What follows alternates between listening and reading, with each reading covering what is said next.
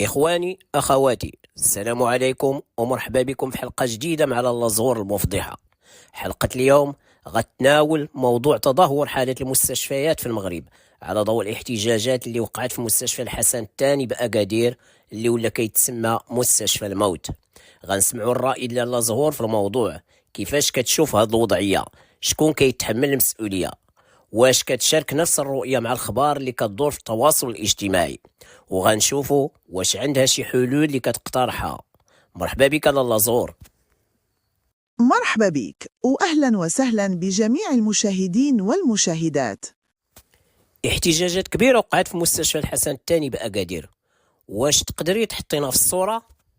من 1 شتنبر 2025 الناس داروا وقفة قدام السبيطار، احتجاج على قلة الأطباء والممرضين، نقص في التجهيزات وحتى في الأدوية، العمليات كيتأجلوا حيت ما كاينش دواء التخدير، والأخطر وفيات بزاف في قسم الولادة بسبب مضاعفات القيصرية. باش كيطالبوا على المحتجين؟ أشي بزاف، استقبال إنساني، ويتوفر لنا الأطر الصحية والتجهيزات والنظافة، وحقنا في الكرامة والعلاج. ولكن راه الوزارة الوصية قالت غادي تفتح تحقيق. تحقيقات المغرب بحال البخور، غير كيدخن ويطار في الهواء.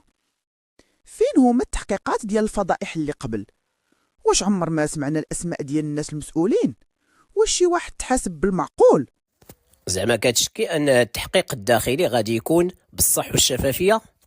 ايه، باش نصدقوا التحقيق خاص اولا يعلنوا شكون هاد الناس د لجنه التحقيق وشحال المده فاش غتعلن النتائج. النتائج د التحقيق خاص تعطينا 3 الاجوبه: شكون اللي مسؤول، واش غادي تكون محاسبته، اشنا هما الاخطاء والنواقص اللي وصلتنا لهاد الكارثه، واش غادي تبدل شي حاجه في المرافق ولا في السياسه الصحيه د الجهه، ويعطيونا جدول زمني يلتزموا به.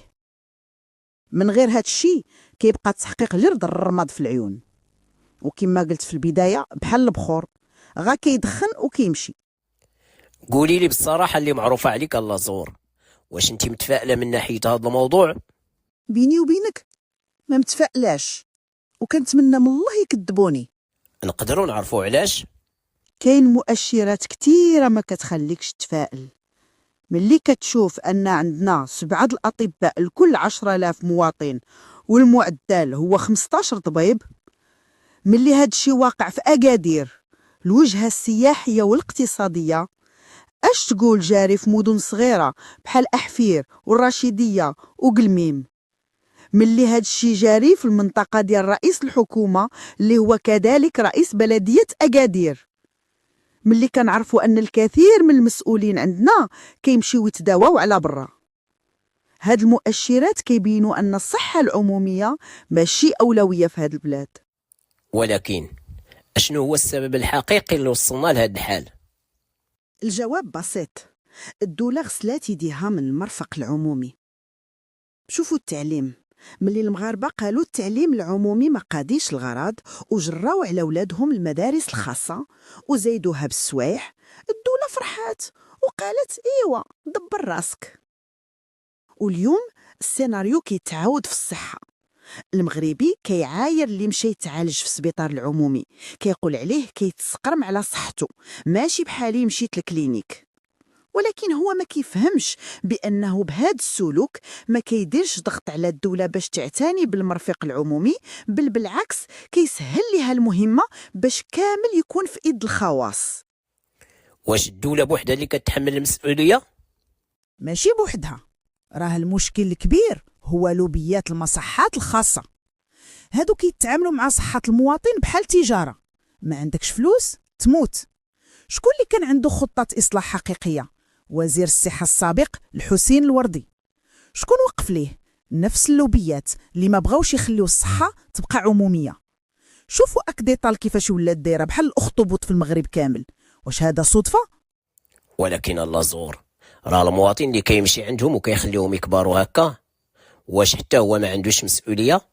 من جهة هو معذور، لأن الصحة هذه وهذا قطاع استراتيجي خاص الدولة تحميه من كل تسيب من طرف الخواص.